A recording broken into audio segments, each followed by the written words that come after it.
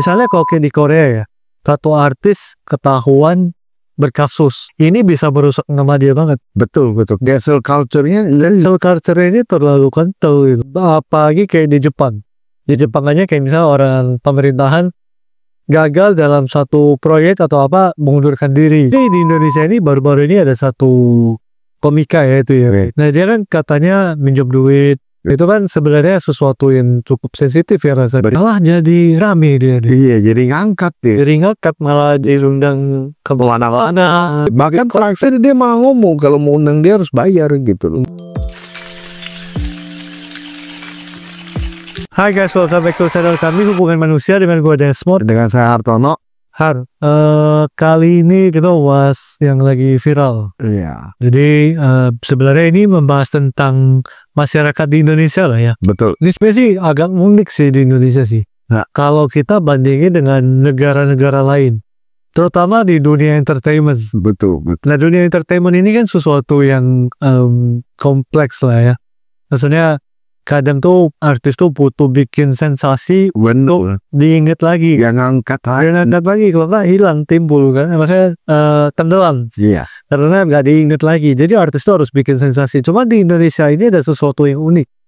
Misalnya kalau kayak di Korea ya, satu artis ketahuan berkasus. Waduh. Atau misalnya ada berita buruk tentang dia, ini bisa merusak nama dia banget. Betul. Cancel culture-nya ini terlalu kental gitu. Iya. Apalagi kayak di Jepang. Di Jepang aja kayak misalnya orang pemerintahan gagal dalam satu proyek atau apa, mengundurkan diri. Berbeda banget sama kita lihat di Indonesia. Ya teman-teman juga udah bosan hari-hari lah, udah bosan. Nah jadi di Indonesia ini baru-baru ini ada satu komika ya itu ya. Itu sih namanya yang berinisial F. Nah dia kan katanya minjem duit. Iya lah. Nah itu kan sebenarnya sesuatu yang cukup sensitif ya rasanya. Betul. Maksudnya di kalangan kita orang biasa, temen aja tuh bisa di blacklist kali gitu deh. Oh ini orang bisa dikucilin atau dihindari. Iya. Tapi di Indonesia anehnya, setelah dia kayak gitu publish, maksudnya ketahuan semua orang, malah jadi rame dia. Iya, jadi ngangkat ya. Malah diundang ke mana-mana. Malah dia juga dengan PD-nya tampil di publik. Bahkan terakhir dia malah ngomong kalau mau undang dia harus bayar gitu loh. Harus bayar sekian gitu. Iya. Di depan gitu. Dan apa ya, ini kayak kok agak gimana gitu ya. Nah jadi topik kita kali ini tuh mau bahas ini ya. Di Indonesia ini kok kayaknya gak ada bad publicity bahasan ini ya. Betul. Nah menurut pendapat lu gimana? Dulunya sih gue sempat bingung ya. Maksudnya kenapa di zaman dulu itu banyak banget artis yang dikabarkan si A selingkuh sama si B. Si B selingkuh sama si C. Sampai kita bosen lah ya. Sampai ada yang keluar video syur. Ya. Dan video syur juga banyak banget. Terus ternyata setelah kita lihat, setelah mereka keluar itu, karir mereka bukannya redup, malah ngangkat, tau gak? Bahkan kalau di negara-negara lain ya, itu para brand ambassador, brand-brand itu pada cabut ya kalau ada kasus. Betul. Kita ambil contoh lah kayak Johnny Depp. Kan begitu banyak brand cabut kan, karena dia ada kasus KDRT dulu sama istrinya, terus ternyata terbukti istrinya yang KDRT dia. Gitu. Tapi kan brand-brand kan udah pada hengkang. Ya. Kalau Indonesia enggak, justru makin kasus brand makin masuk gitu loh. Jarang brand-brand itu hengkang gitu. Kalau brand tuh sekalian di ride the wave lah istilahnya gitu. Nah setelah gue lihat, memang masyarakat Indonesia ini suka sesuatu yang entertain. Jadi entertain ini diposisikan nomor 1. Edukasi, belajar, moral apa nomor sekian. Tapi kalau namanya entertain nomor 1. Makanya kenapa kita sering banget lihat video yang viral itu ada video yang sebenarnya gak mendidik juga. Yang penting entertain aja. Ya. Dimana ambil contoh ada kasus apa, udah semua orang bahas terus. Kayak Agus sedih. Itu kan soalnya video yang gak ada moral of the story-nya gitu loh. Kita semua tadi juga udah bosan, tapi dibahas terus. Bahkan banyak banget pengacara ikut mau belain Agus.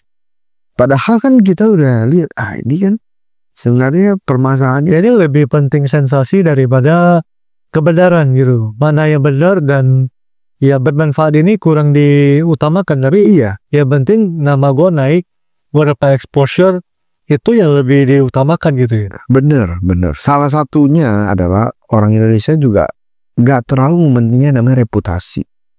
Mungkin dalam belanja lah, dalam ini. Kita ambil contoh ya, maksudnya skincare yang di luar sana yang sudah viral, sudah banyak kasus gitu, terbukti tetap enak jualannya. Oke, mereka yang udah maksudnya direview sama beberapa orang dianggap itu mengandung hal berbahaya, mereka tutup. Tapi begitu mereka bikin brand baru, bikin produk baru, rame lagi. Nah, jadi masyarakat Indonesia ini sebenarnya sangat kurang minat untuk literasinya. Kita gak kayak orang luar gitu ya, mau beli sesuatu itu mereka teliti, Ya. mereka lihat reputasinya. Terpelajar lah ya. Betul.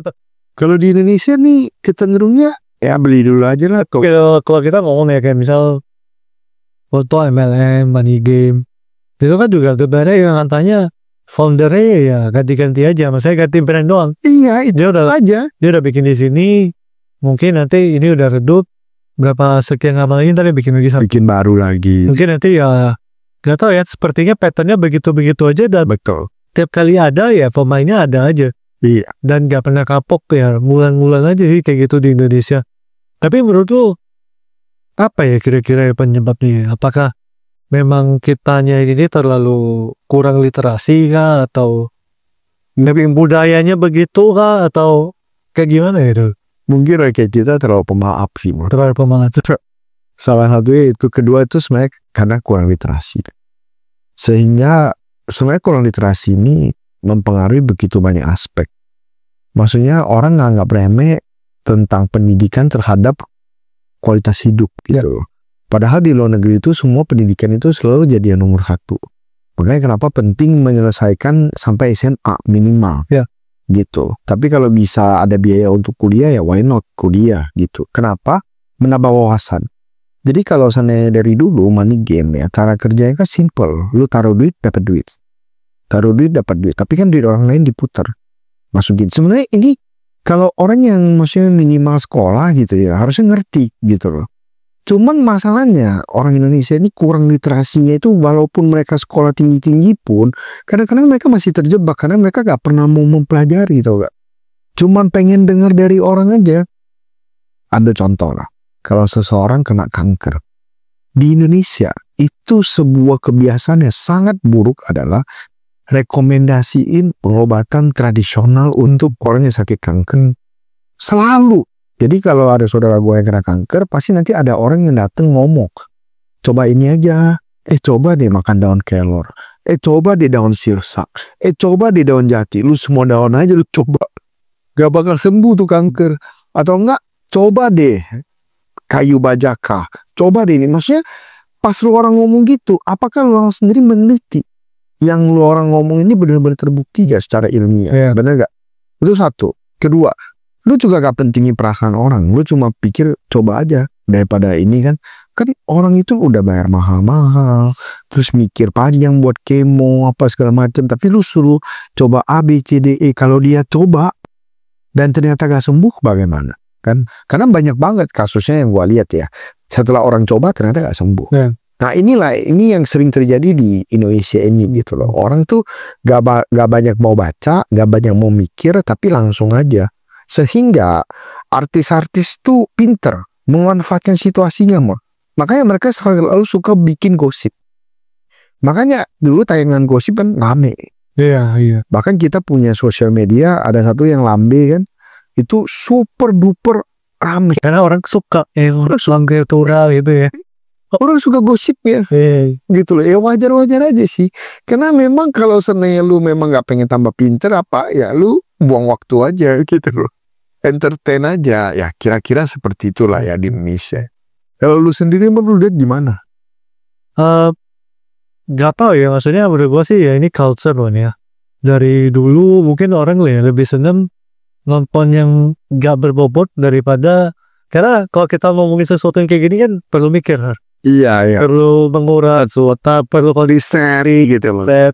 perlu pemahaman. Betul. Kalau yang kitanya nggak terlalu peduli ke situ kan, maksudnya nggak mau capek lah ya ibaratnya, nggak mau capek mikir, ya udah nontonnya yang fun aja. Sebenarnya kita juga seneng sih nonton yang lucu-lucu, yang nyantai gitu, cuman ya maksudnya ya Kita imbangi lah. kita paham kalau gitu ya cuma Habisin waktu aja. Maksudnya ya ini cuma entertaining aja, tapi kita nggak telan mentah apa yang kita nonton juga sih. Betul. Jadi menurut gue ya penting punya pemahaman juga, jadi gak cuma nonton, kita juga ngerti gitu. Iya.